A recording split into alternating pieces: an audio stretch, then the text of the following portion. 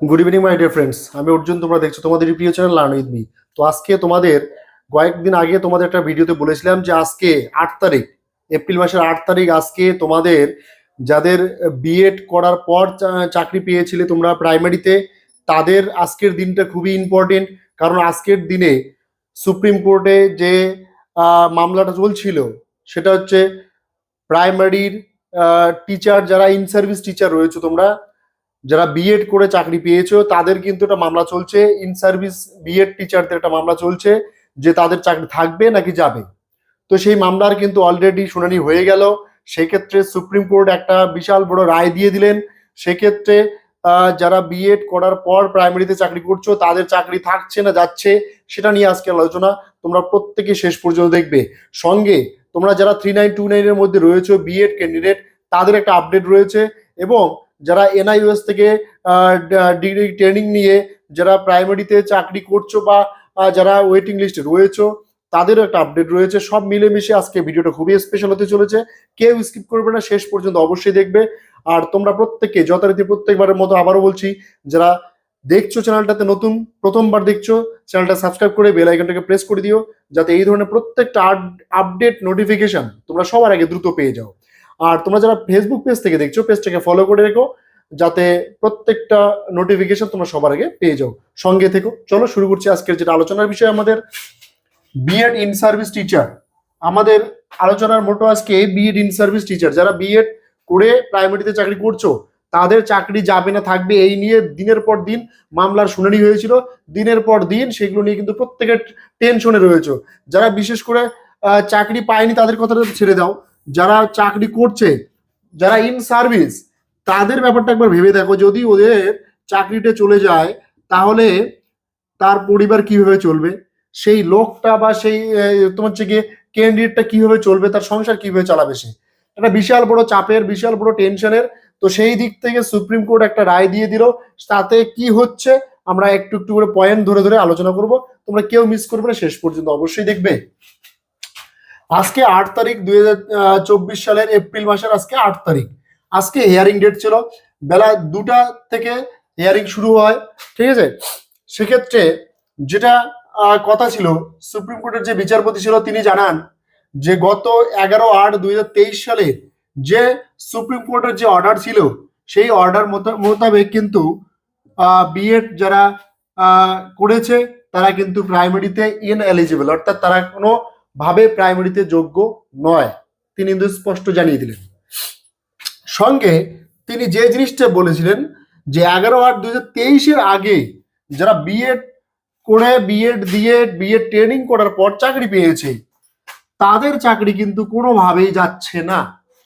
এই জায়গাটা কিন্তু ভালো করে শুনে নাও। আবার বলছি, যারা 11/8/2023 আগে বিএড ট্রেনিং শো করে যারা চাকরি পেয়েছিলে তোমরা প্রাইমারিতে, তাদের চাকরি যাচ্ছে না।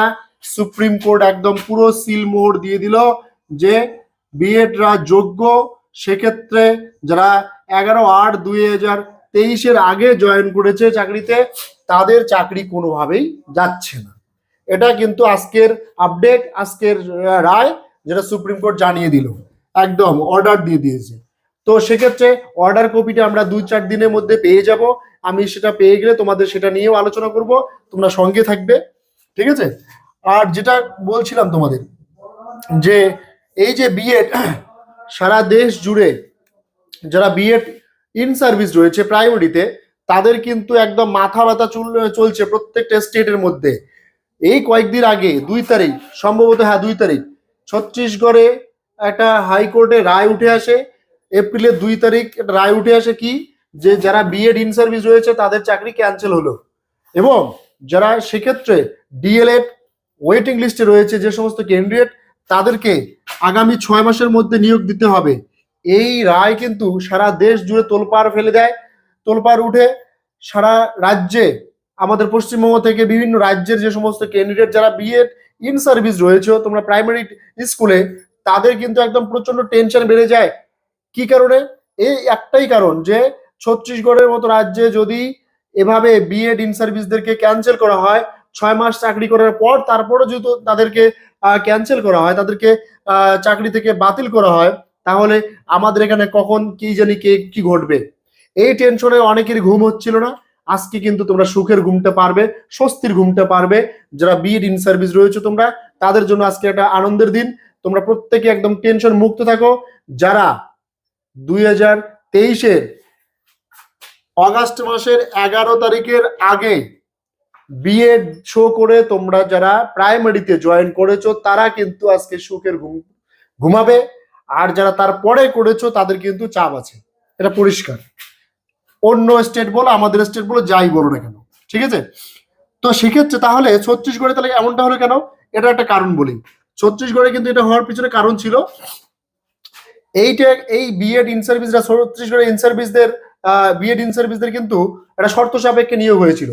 ওরা ওই সময় সেটাকে মেনেও নিয়েছিল। আর হাইকোর্ট তখন বলেছিল যে যদি কোনো কারণে রায় আসে পিটিশনারদের পক্ষে, অর্থাৎ ডিএলএডরা মামলা করেছিল তাদের চাকরি নিয়ে, বিএডদেরকে নিয়ে, তো সেক্ষেত্রে তাদের রায় এসে গেছে এবং তারপরে তারা বিএডদেরকে সেখান থেকে বাতিল করার সিদ্ধান্ত নিয়েছে। পরবর্তী সময় ডিএলএডরা সেখানে জব পাবে, এমনটা আপডেট উঠে আসে। তো সেক্ষেত্রে যারা সেখানে বিএড ইন সার্ভিস রয়েছে তাদের চাকরিটা খুবই সংকটের মুখে, তাদের একটা খুব খারাপ অবস্থায় রয়েছে, তাদের পরিবারগুলো কিভাবে চলবে এটা নিয়ে অবশ্যই ভাবা দরকার, ঠিক আছে? যদিও অ্যাকচুয়ালি নিয়োগটাই শর্ত সাপেক্ষে ছিল, তো সেদিকে আমরা যাবো না, আমরা ওয়েস্ট বেঙ্গলের মধ্যে রয়েছি, আমরা সেখানে কথা বলবো। এবার কথা আসছে যারা 16,500-র মধ্যে রয়েছেও রিক্রুটমেন্টে প্রাইমারিতে আমাদের ওয়েস্ট বেঙ্গলে, তাদের প্যানেলটা কি সেফ নাকি সেফ নয়, এটুকু বলে দিচ্ছি। অবশ্যই সেফ। 16,500 প্রাইমারি প্যানেল অবশ্যই সেফ। তার কারণ এই 16,500 প্যানেল কিন্তু অবশ্যই এই 23 সালের আগে, অর্থাৎ 20 সালের দিকে রিক্রুটমেন্ট হয়। তো তার মানে কি, এটা তো সুপ্রিম বলে দিয়েছে যে 11/8/2023-এর আগে যারা রিক্রুটমেন্ট পেয়েছে বিএড দিয়ে, তাদের কিন্তু কোনোভাবে চাকরি যাবে না। সঙ্গে 3929-এর যে কেসটা রয়েছে সেটাও কিন্তু 100% বৈধ, তারা চাকরি পাবে, সেক্ষেত্রে সমস্যা নেই। সেক্ষেত্রে বিএড করে হোক বা এনআইএস করে হোক, সেক্ষেত্রে কিন্তু তাদের সমস্যা হবে না, এতটুকু আপডেট পাওয়া যাচ্ছে 3929-এর ক্ষেত্রে। আবার তোমাদের আরেকটা জিনিস নিয়ে আলোচনা করবো, সেটা হচ্ছে গিয়ে যে 2022 সালে যে ইন্টারভিউ, সেই ইন্টারভিউটা তোমাদের বারবার বলছি, প্রত্যেকে অনেকেই নতুন করে আবার প্রশ্ন করে কমেন্ট করো, তো তাদের জন্য বলছি যে এই ইন্টারভিউ 2022 সালের যে ইন্টারভিউ, এটা নিয়ে যে 2-4টা কথা বলবো সেটা তোমাদের বলে রাখা ভালো। ভোট চলছে, ভোট 19 তারিখ থেকে শুরু, আগামী এপ্রিলে 19 তারিখ থেকে শুরু, তোমাদের ভোট চলবে 2 তারিখ পর্যন্ত, রেজাল্ট আছে 4 তারিখ পর্যন্ত। তোমরা ধরো মোটামুটি 15 তারিখ 20 তারিখ পর্যন্ত তোমাদের ভোটের সমস্ত কিছু কার্যকলাপ শেষ হয়ে যাবে। তারপরে কিন্তু তোমরা ধরে রাখো মোটামুটি ধরো জুনের শেষের দিকে নতুবা জুলাইয়ের প্রথম দিকে হয়তো বা তোমাদের নোটিফিকেশন আসতে পারে নতুন করে রিক্রুটমেন্টে, ঠিক আছে? তো সেক্ষেত্রে তোমরা এখন থেকে প্রিপেয়ার হয়ে যাও। আর তোমাদের একটা কথা বলে রাখি, তোমাদের কিন্তু 2022-এর টেট পাস প্রার্থী, তাদের ক্ষেত্রে কিন্তু একটা ভ্যাকান্সি বিশাল সংখ্যা, একটা মানে ভালো মানের ভ্যাকান্সি চলে আসতে পারে। সেক্ষেত্রে যতটুকু আপডেট পাওয়া যাচ্ছে প্রায় 15 থেকে 25,000 পর্যন্ত ভ্যাকান্সি হতে পারে। সেক্ষেত্রে একটা বিশাল বড় অপরচুনিটি তোমাদের জন্য। তার মধ্যে যেটা রয়েছে, বিএডরা যারা পাস করেছে তারা তো একেবারেই ক্যান্সেল, ঠিক আছে? তো সেক্ষেত্রে যারা ডিএলএড করে প্রাইমারিতে রয়েছে 2022-এ, তারা কিন্তু বিশাল বড় একটা জায়গায় রয়েছে। খুব তাড়াতাড়ি ভালো করে প্রিপারেশন নাও, যাতে তোমরা ইন্টারভিউটা ভালো দিতে পারো। আর ইন্টারভিউ একবার ভালো হয়ে গেলে তোমরা কিন্তু জব পেয়ে গেলে, তো সেই জায়গাটা কিন্তু একটু ফোকাস রেখো তোমরা। সঙ্গে তোমাদের আর একটা বিষয় আলোচনা করবো, সেটা হলো 2023 সালে মডেল অ্যান্সার কি কবে আসবে তোমাদের। এটাও তোমাদের আগের ভিডিওতে বলেছিলাম যে মডেল অ্যান্সার কি যে কোনো মুহূর্তে দিতে পারে। এটা তোমাদের ভোটের আগেও হতে পারে, কিন্তু সম্ভাবনা খুবই কম, কারণ ইলেকশনের আগে নর্মালি এই সমস্ত অফিসিয়াল কাজ বন্ধই থাকে। তো স্বাভাবিকভাবে তোমাদের মডেল অ্যান্সার কি ধরো ওই জুনের শেষের দিকে, নতুবা তোমার হচ্ছে গিয়ে জুলাইয়ের ফার্স্ট উইক, এর মধ্যে মডেল অ্যান্সার কি দিয়ে দিবে, তার কয়েকদিন পরেই তোমরা কিন্তু রেজাল্টও পেয়ে যাবে। তো এই ছিল আজকের আপডেট। ভালো লাগলে অবশ্যই লাইক করবে, কমেন্ট করবে, আর বন্ধুদের মধ্যে একটু শেয়ার করো, যাতে তারাও এই সমস্ত আপডেটগুলো পেয়ে যায়। চলো দেখা যাচ্ছে একটা নতুন আপডেট নিয়ে।